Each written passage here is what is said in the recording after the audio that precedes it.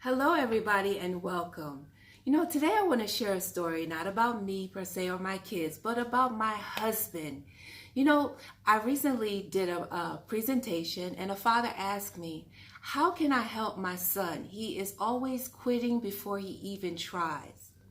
And I get it, because I was one of those kids where I thought everybody is doing things better than me, so I might as well not even try. I still struggle with this. But there's something that my husband has done over the course of our 22 years of parenting that I have watched develop my children's social and emotional intelligence. And I want to share that story with you today. My name is Sharoya Ham. I'm a behavior change specialist and a parent coach. My job is to help parents develop the strategies that they need to be calm, to be consistent, and to be confident that you're doing the right thing. You're doing what's in the best interest of your child. And so today I want to share with you a technique that my husband has used, and I don't even believe he even knows the impact that him sharing his daily stories with us has had on our children. So my husband is the type of guy, he just goes after what he wants. He is a true go-getter. And if you look at him, you would think, this man is fearless. And for so many years, I did think that. But when we began our parenting journey and our kids, we started this tradition where we eat dinner together and we ask each other about our day. And what I love about my husband is he would share with us his highs and his lows. I remember a particular time where he was talking about he was having a day, he was so nervous because he had to speak to a large crowd. Now, we had seen him do speeches over and over again, so we just assumed it really didn't scare him to give those speeches. But that particular day, he said he got so nervous that he just was drenched in sweat. And he began to tell himself, these people are just human. I've done this before. He said he even said a prayer before he got up there.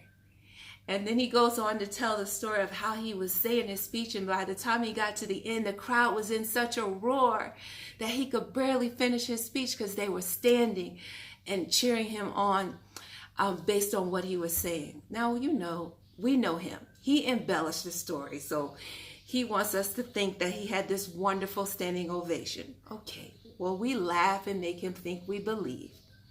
But the point I want to make here is that he shares not just his high moments, but he shares his low moments. And in doing so, he puts a name that he actually has the emotion of feeling nervous. He tells them he felt nervous. Then he tells us how he got through those nervous times of just talking positive self-talk and prayer, depending on his faith. And then he lets us know how he celebrates after that achievement and how he feels so good.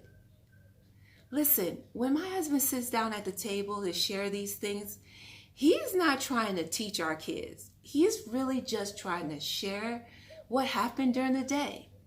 But in those shareable moments, they become teachable moments.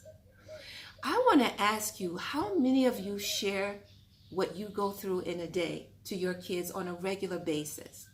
I'm not saying spill your beans, but do you ever say to your kid, today I was disappointed that such and such happened at my job. And instead of staying in a bad mood, I did this.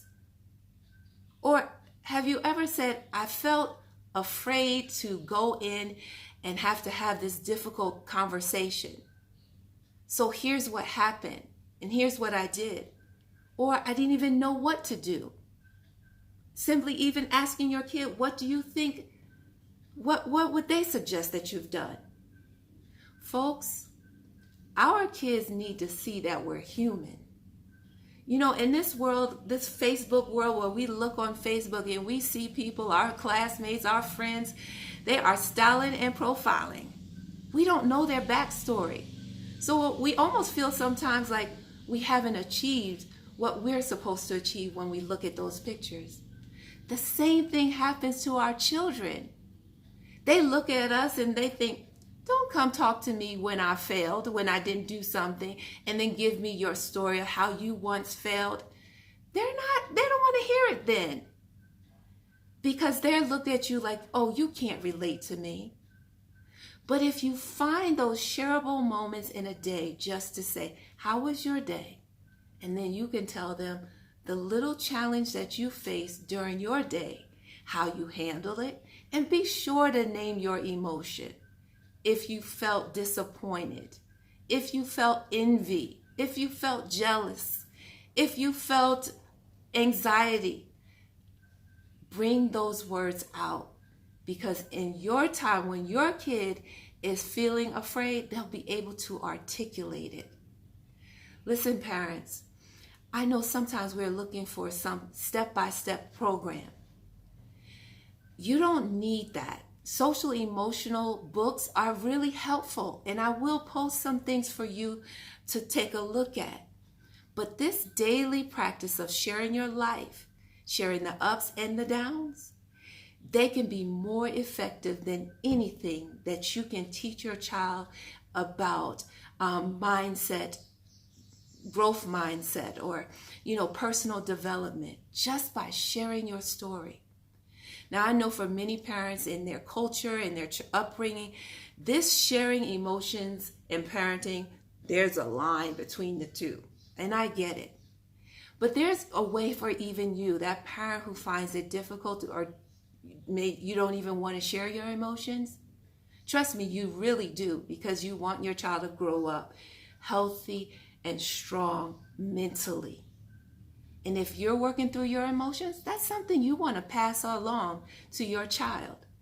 So what I'm going to encourage you to do, if you know this is an area where you just have a straight line between this is my personal life and this is my parenting life, and I don't blend the two, then I would encourage you to just click on that button up there, message button, send me a message, and let's schedule a 20-minute free chat where we can talk about how you can share how you are handling life's emotions during the course of your days in a way that you feel comfortable. So please feel free to reach out to me, and you can send me an email at sharoya@embracebehaviorchange.com. Listen, folks, it is time that we begin to share our lives. It's not just enough for us, our kids, to be with us, but they need to see in us. Don't just look for the teachable moments. Look for moments to share how you are dealing with the emotions that come throughout the day, each day. I look forward to seeing you next week.